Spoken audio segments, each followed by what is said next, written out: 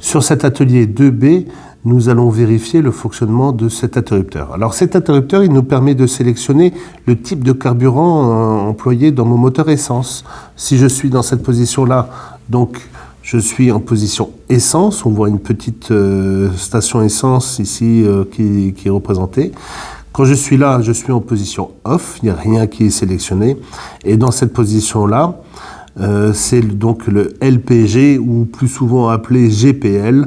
Mon fonctionnement se fait au gaz. Mon conducteur peut donc sélectionner soit la carburation en essence, soit la carburation en gaz GPL.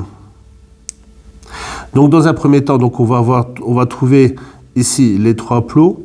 Ici sur le côté, tu vas pouvoir voir les trois numéros qui sont indiqués. Donc on a le 1 qui est ici au milieu, un A ici, un B ici. Dans un premier temps, je vais le laisser en position neutre.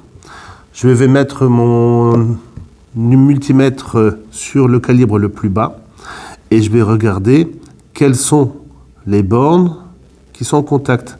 Donc je fais d'abord une borne, la borne de droite par rapport à celle du milieu, la borne de droite par rapport à celle de gauche, et ensuite la borne du milieu par rapport à celle de gauche. J'aurais fait ainsi toutes les combinaisons.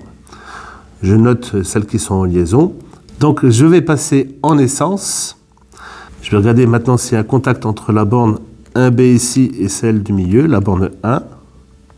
Entre 1B et 1A. Et maintenant entre 1 et 1A. Et je note où est-ce que j'ai un contact. Si par exemple là tu as un contact, c'est un exemple, hein, entre 1 et 1A, tu peux noter contact entre 1 et 1A sur ta feuille de brouillon. Je passe maintenant en position GPL et je refais la manipulation. Donc je me mets entre 1 et 1B, entre 1B et 1A, et ensuite entre 1 et 1A. Encore une fois, je note où est-ce qu'il y a un passage de courant. Donc maintenant, tu sais quelles sont les deux bornes qui ne sont jamais en contact, c'est-à-dire les deux bornes là derrière qui ne se touchent à aucun moment, quelle que soit la phase de fonctionnement. Tu notes ça sur ton TP.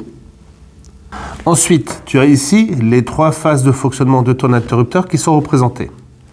Donc à toi de dire laquelle des trois positions correspond au fonctionnement sous en essence, c'est-à-dire si tu penses qu'en essence, il n'y a aucun lien entre un A ou un B, donc si tu as fait tes mesures, c'est ce que tu as constaté, tu marques ici position essence.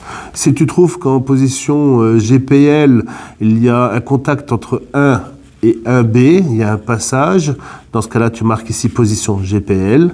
Et si tu penses que la position neutre, c'est quand il y a un passage entre 1 et 1A, tu marques ici position neutre. Bien entendu, ce que je viens de dire, c'est faux. À toi de trouver les bonnes réponses.